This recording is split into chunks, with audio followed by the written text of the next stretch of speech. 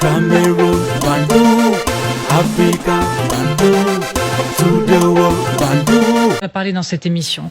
L'Iran sait très bien optimiser son temps. Selon une spécialiste des questions de défense, pendant les 15 jours de trêve, l'Iran a apporté des améliorations à certaines de ses défenses aériennes à courte portée.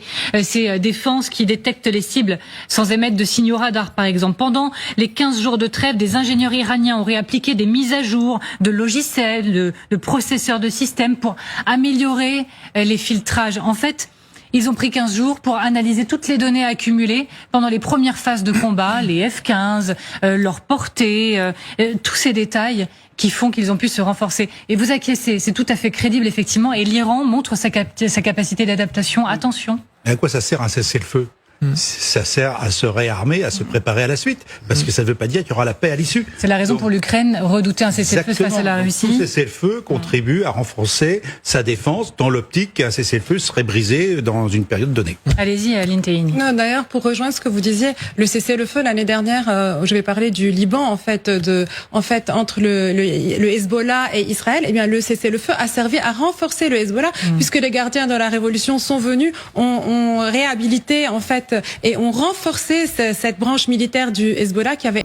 Vous allez dire la vérité, seulement dire la vérité. Et la vérité, quand vous écoutez les analyses de ces gens, les amis, vous comprenez que ils sont dépassés par les événements. En fait, les gars ne s'attendaient pas à cette situation. C'est-à-dire que c'est comment, non, hein? L'Iran, c'est qui?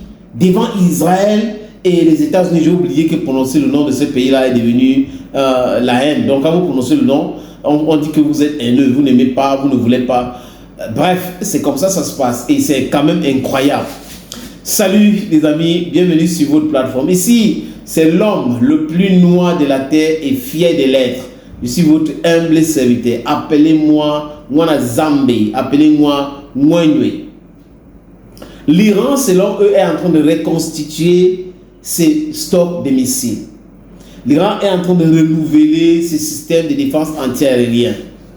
Mais les amis, ils sont cohérents dans leurs mensonges. Donc l'Iran savait qu'il devait y avoir la guerre. L'Iran s'est déjà préparé. Et l'Iran les a laissés épuiser leurs stocks. C'est ça, c'est la guerre d'usure. Les Iraniens ont fait des calculs. Et les gens disent, les experts iraniens et autres, que c'est depuis 20 ans que les Iraniens font des études sur la guerre avec les États-Unis d'Amérique. Comment fragiliser les États-Unis d'Amérique? Comment les faire perdre une guerre contre l'Iran?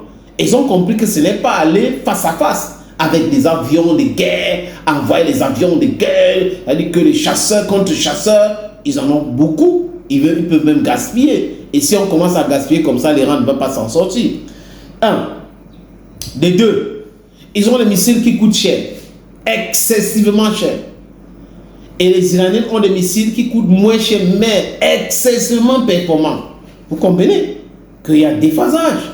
Et Donald Trump et ses amis n'ont pas compris cela. En fait, quand Marco Rubio disait bullshit, Marco Rubio était un peu lucide, le secrétaire d'État, et il fait partie des gens qui ont refusé que les États-Unis d'Amérique s'engagent dans cette guerre, parce que même le chef d'état-major des armées américaines, Dan Kane, avait dit c'est stupide. Comment il s'appelle, J.D. Vance aussi a dit que ce n'est pas faisable. C'est parce que certains d'entre eux connaissent bien la géographie de l'Iran et connaissent aussi comment est-ce que le pays est, le relief du pays. Quand vous ne connaissez pas la géographie d'un pays, vous pouvez vous arriver après. Bon, vous avez vu, ils ont passé combien de temps en Irak? Ça n'a pas donné quelque chose. Ils ont passé combien de temps en Afghanistan avant des filles? Donc c'est l'Iran. L'Iran devrait être le pire cauchemar. Je veux dire, s'ils envoient les troupes au sol. Maintenant, qui a commandé le cessez-le-feu? Ce n'est pas l'Iran qui a commandé le cessez-le-feu.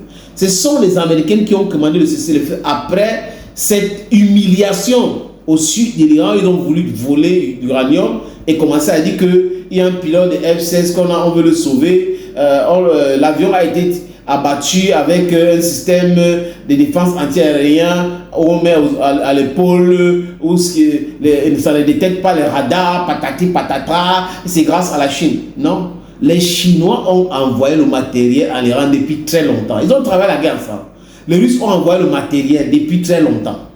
Donc, les experts étaient là pour travailler avec les Iraniens. Donc, ce n'est pas une guerre où on va en train de renvoyer. Non, c'est faux et archi faux. Dire ça, c'est vouloir duper les gens, c'est mentir à mon vision. Mais on n'est pas dupe, on n'est pas dupe. Les Iraniens comprennent comment faire une guerre moderne.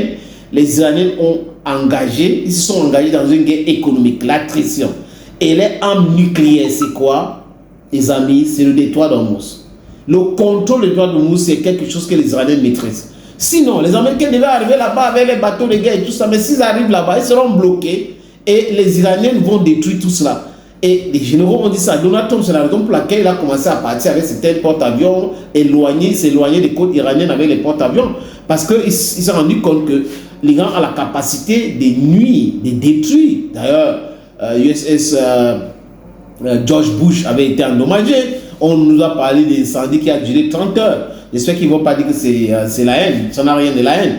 C'est l'analyse que nous sommes en train de faire. Je dis ça parce que les amis, on est en train de nous envoyer les messages, c'est la haine, ce n'est pas la haine.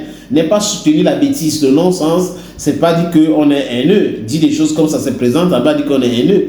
Donc, according to them, l'Iran est en train de renouveler, les ingénieurs iraniens sont en train de travailler pour moderniser. Non, tout est modernisé. Ils ont ça en stock. C'est un système mosaïque. 127 villes des missiles et drones iraniens. 127 éparpillés partout. Donc vous ne pouvez pas. Et Donald Trump fait montre souvent de mauvaise foi parce qu'il ne veut pas accepter la défaite. La défaite est là. Tout le monde voit la défaite américaine. Si les Américains n'étaient pas en train d'échouer, ils ne devraient pas se transformer en un pays pirate où il faut pirater les bateaux, c'est ça jusqu'à ce qu'ils acceptent nos conditions. L'Iran ne va jamais se mettre à genoux devant Donald Trump. Ils ne vont pas, les amis, il faut observer.